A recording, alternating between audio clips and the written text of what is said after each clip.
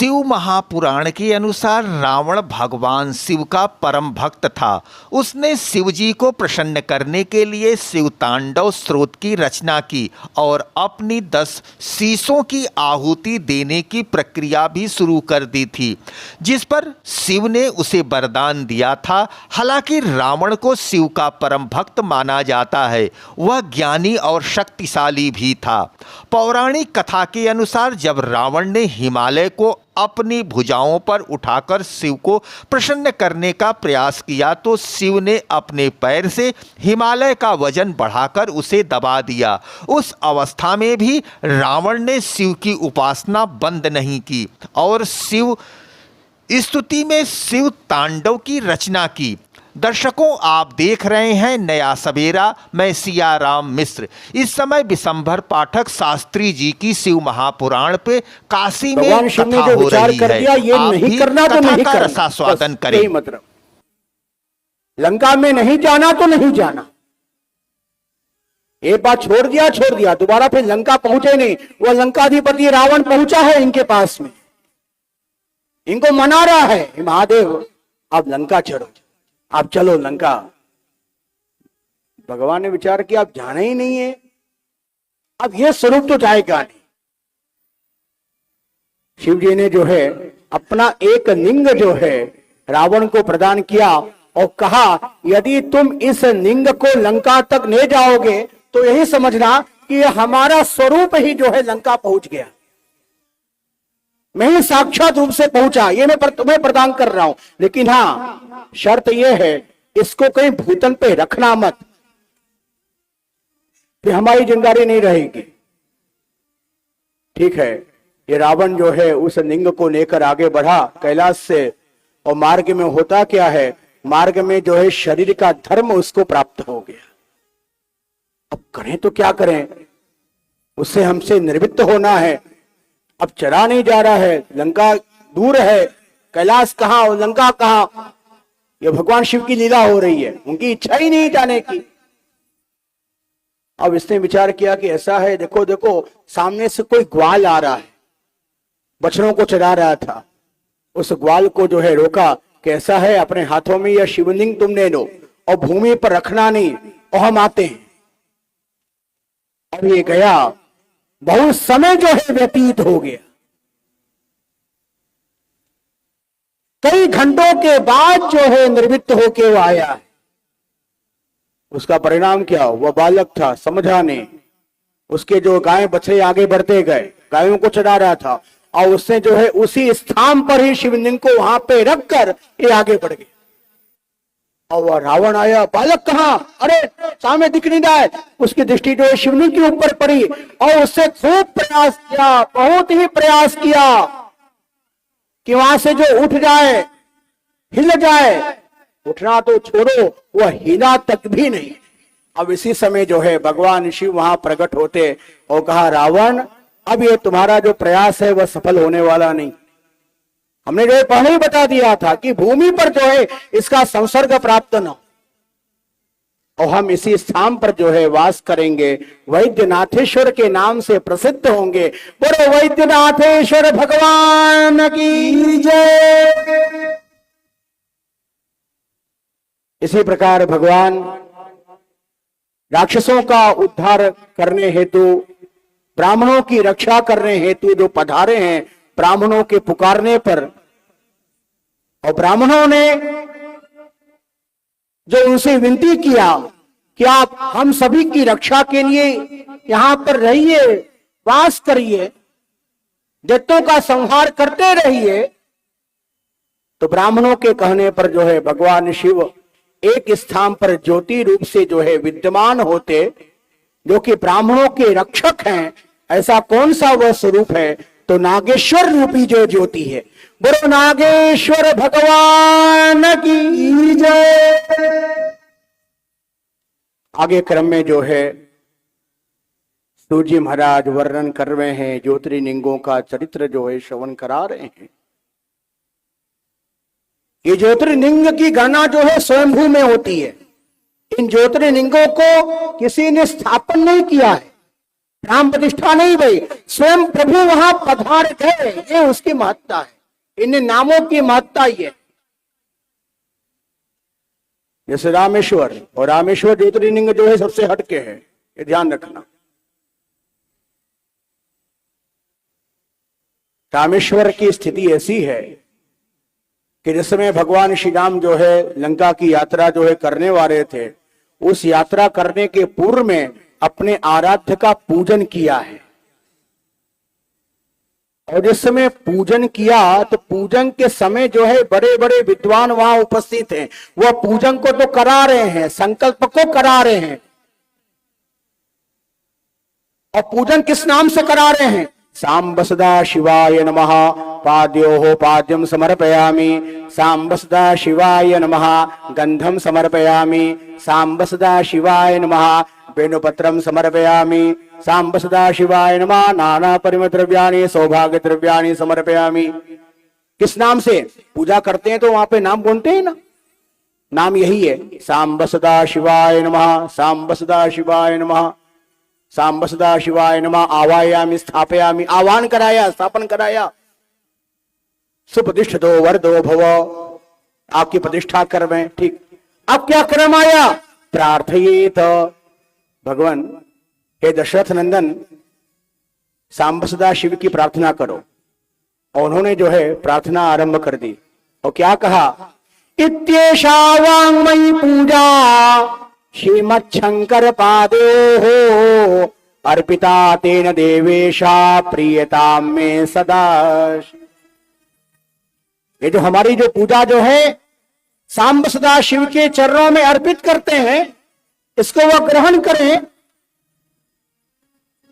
हे नाथ, हम आपको नमस्कार करते हैं।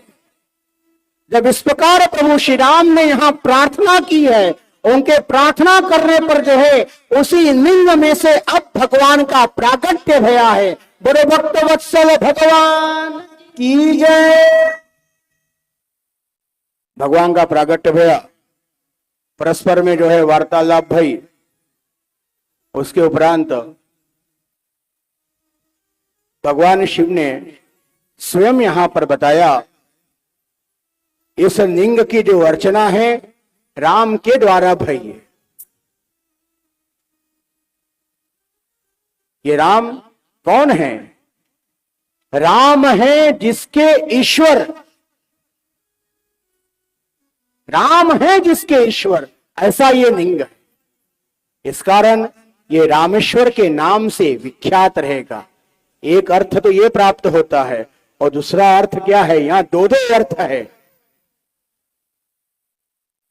वह जो राम के जो ईश्वर, ऐसा तत्व भी यहां पर विराजा है, उसी को कहा जाता है रामेश्वर।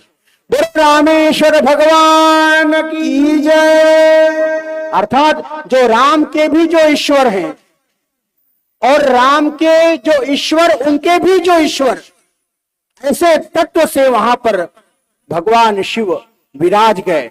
ये रामेश्वर नाम पड़ा है प्रार्थना के बाद में। ये भगवान शिव ने स्वयं दिया है कि हमारे प्रभु ने, हमारे स्वामी ने जो है हमारा पूजन किया है, हमारे ईश्वर ने जो है पूजन किया है। इस नाते हम यहाँ पर रामेश्वर के नाम से सदा सदा के लिए विराजे रहेंगे और वास करें।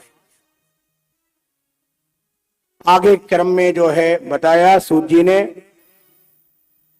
ये घुष्मा जो कि नित्य प्रति जो है पार्थिवेश्वर का पूजन करती, और उसी पार्थिवेश्वर की कृपा के माध्यम से इसको पुत्र की प्राप्ति हो गई, घुष्मा को।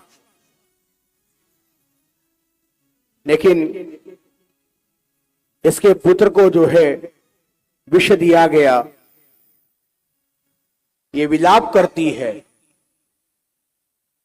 लेकिन शिव कृपा के माध्यम से इसके मन में यह विचार आया कि हम नित्य प्रति जो है भगवान पार्थिवेश्वर का पूजन किया, उन्हीं की कृपा से इस पुत्र को प्राप्त किया, और वही हमारे ऊपर कृपा करें। ऐसी भावना करके इस घुष्मा ने पुनः भगवान पार्थिवेश्वर का पूजन आरंभ किया है। अपने पुत्र को जो है स्वस्थ करने हेतु ये पूजन करके जो पार्थिवेश्वर को जल में विसर्जन करने के लिए आगे बढ़ती है, जलाशय के समीप पहुंची है और पार्थिवेश्वरों का विसर्जन किया, तो इसी समय जो है भगवान शिव जो है वहां पर प्रकट हो जाते हैं और घुष्मा के ऊपर जो है अनुग्रह किया है। बोलो भक्तवत्सल भगवान की जय। घुष्मा से कहा है, घुष्मे तुम्हारा जो पुत्र है वह पूर्ण आयुष्य को जो है प्राप्त करेगा, स्वस्थ हो जाएगा।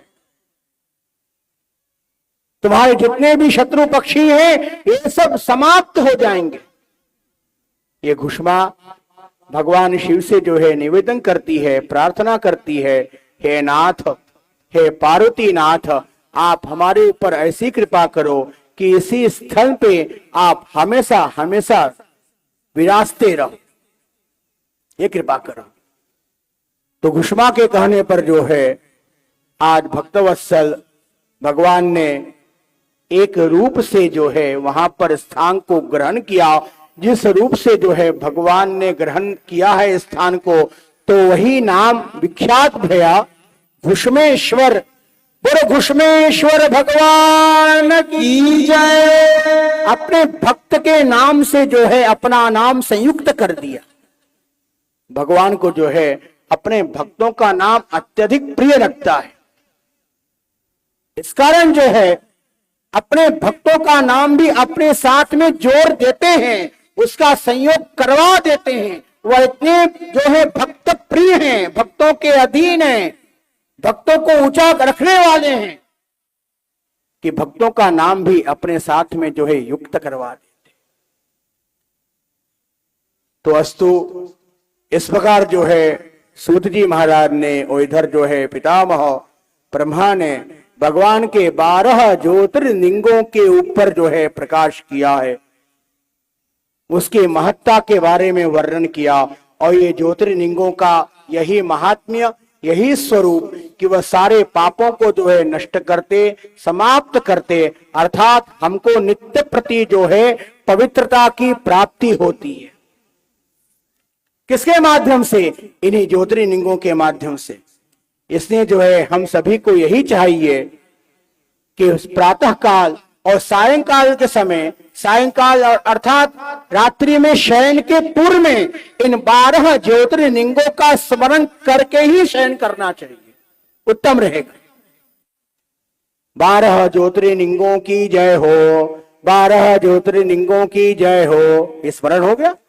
आप कहोगे कि कहां कहां से जो है ज्योतिर्लिंगों के नाम याद नहीं है, प्रयास करना पड़ेगा। तो ऐसे एक साथ ही जो है 12 की जयकार हो गई।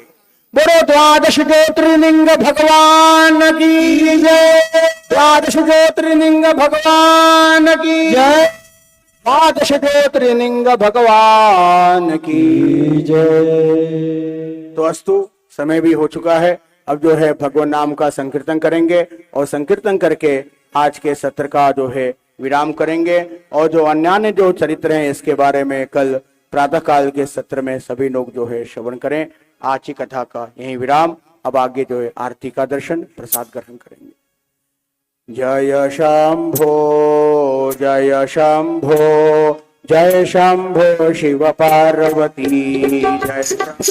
त्वमेव माता पिता त्वमेव बन्धु जगता त्वमेव विद्या वैद्यं त्वमेव सर्वं मम देव। हरे राम हरे राम राम राम हरे हरे।